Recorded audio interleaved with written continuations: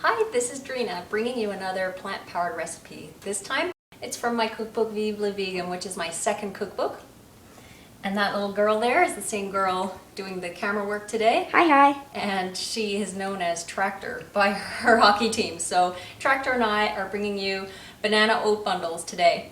They start with rolled oats and ground oats or oat flour. If you want to buy the oat flour, most stores have it. Otherwise, you can put some rolled oats or quick oats into a blender or food processor and whir them up until they are nice and crumbly. We are adding to that just a little bit of sugar. You can use any kind you want. I really like coconut sugar. If you can see, it's got a caramel color, it's gorgeous, and the flavor is really lovely.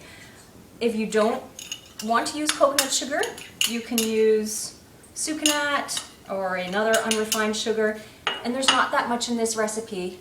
It's about 3-4 tablespoons. We're going to mix that around, and we are going to add a little bit of sea salt, just a 1/4 teaspoon, some ground cinnamon, teaspoon. If it's a little generous, that's fine. A teaspoon tastes so great anyways. Some baking powder. And the full recipe for these bundles, banana oat bundles, will be on my website, so you can get everything there. And then some freshly grated nutmeg. You don't have to add this. If you don't have nutmeg, that's fine. But it's so beautiful. Like, the aroma is gorgeous. And this is a kitchen rasp. They're very common. You can get them just about anywhere. And just grate a little of your nutmeg into the mix.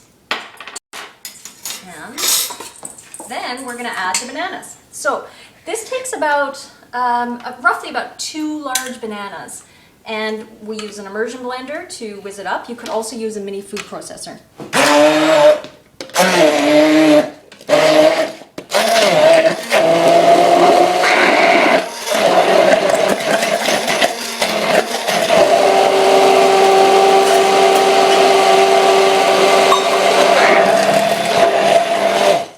Okay, so the difference in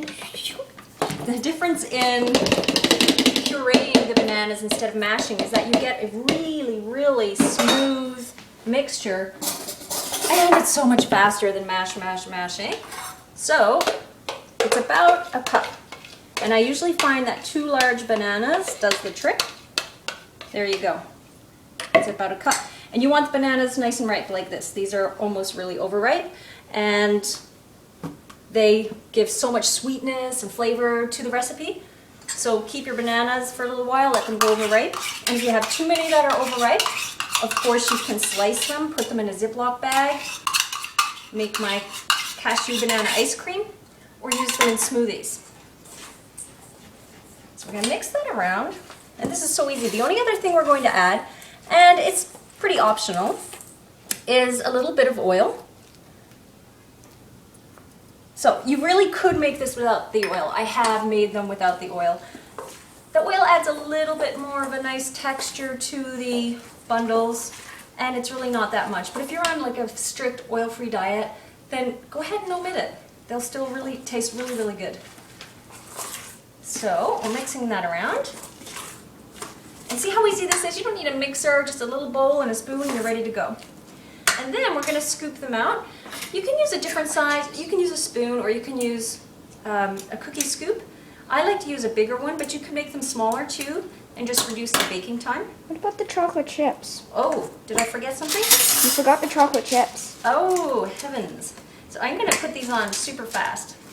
Hey, no chocolate chips. Well, you know what I do sometimes, and I'm doing it today, is sometimes I'll make about half a batch with no chocolate chips, because our toddler really loves these, but I don't really want her having chocolate chips all the time. And she sometimes likes them for a bedtime snack, so I also don't want her having the chocolate at bedtime. So I will go zip over and get a few chocolate chips. Yes! Yeah, don't look inside my pantry. It's not very tidy. Okay. So we're going to mix in just a few chips for the big kids. Oh man.